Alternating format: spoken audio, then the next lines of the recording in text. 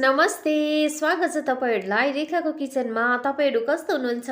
I hope कि तपाईहरु ठिकै हुनुहुन्छ होला। धेरै जनाले रेसिपी किन नहालेको भनेर भन्नु हुँदै थियो है।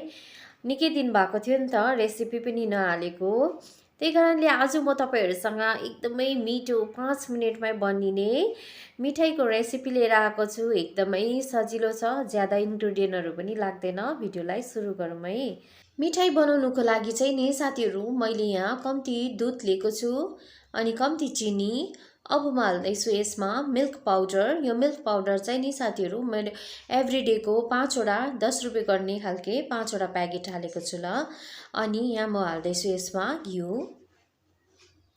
अब यो सबै हालिसकेपछि चाहिँ नि मज्जाले मिक्स गर्नुपर्छ।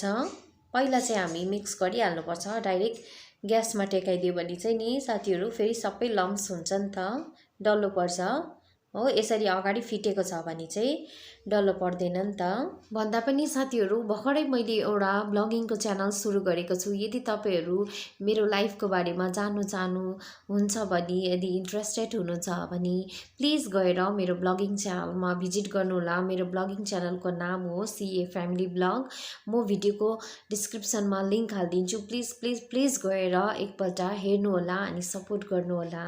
मज्जाले मिक्स भइसकेको छ। अब चाहिँ हामी यसलाई ग्यासमा पकाउनु पर्छ। ग्यासमा पकाउँदाखेरि चाहिँ नि साथीहरु स्लो फ्लेममा पकाउनुस् होला।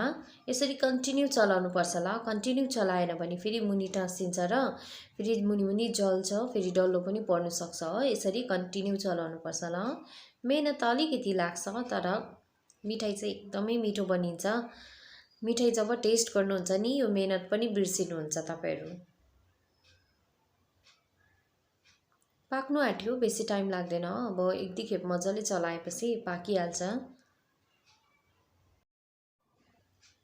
अब चाहिँ मज्जाले पाकिसकेको छ। यतिको बनाउनु भयो भने हुन्छ। अब चाहिँ नि हामी साथीहरु यसलाई खनाएर चाहिँ नि फ्रिजमा आधी घण्टाको लागि रेस्टमा छोड्दिनु पर्छ।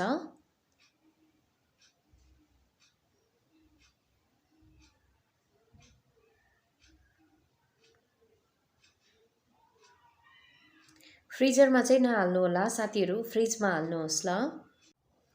जबसम्म यो सेट हुँदै गर्छ नि त्यतिन्जेलसम्म चाहिँ हामी भित्रको फिलिङ बनाउनु पर्छ।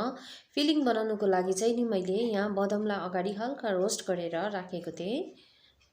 अब म हाल्दैछु यसमा कम्ती चिनी। अब यो सबैलाई चाहिँ नि एकपल्ट हल्का ग्राइन्ड गर्नुपर्छ।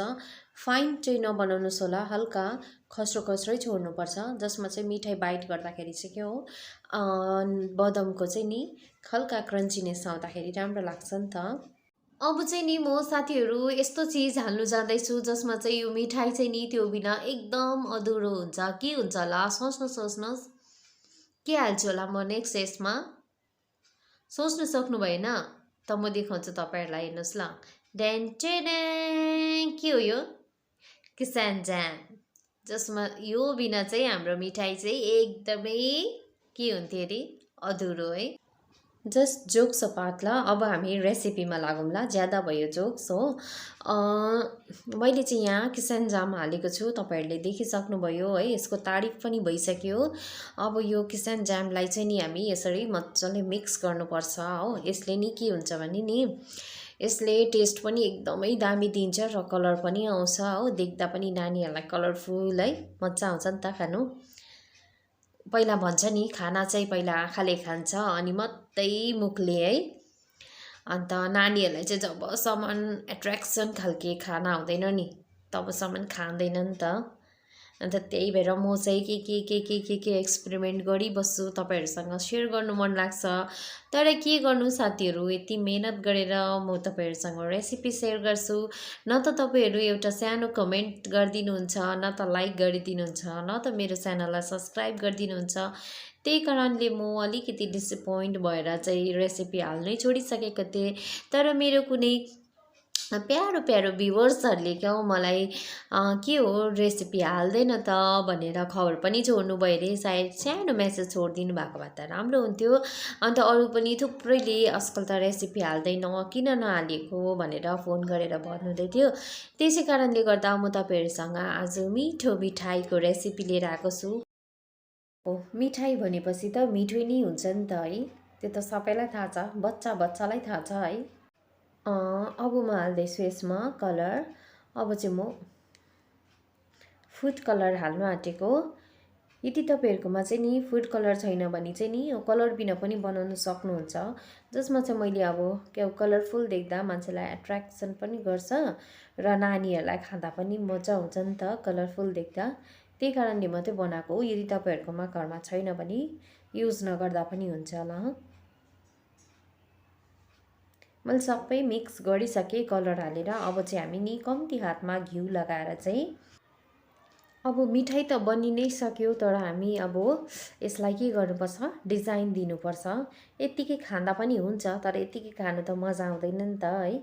डिजाइन दिएपछि अझ टेस्ट बढ्छ है।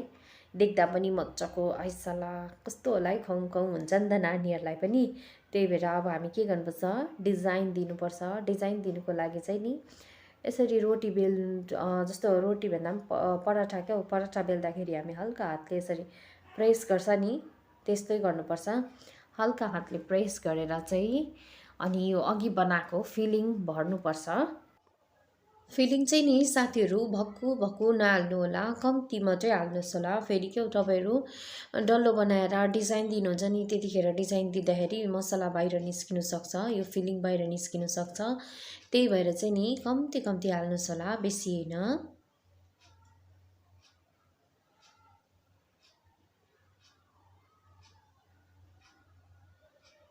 सेम पराठा बनाएको जस्तै छ फिलिङहरू। त्यहाँदेखि यसरी पराठा बनाउँछ नि हामी, हो त्यसै गरेर यसरी बन्द गरिदियो, सिल गरिदियो। अनि यसो गरेर चाहिँ पराठा बनाउँदाखेरि गर्छ नि हामी, सेम त्यस्तै गर्नुपर्छ।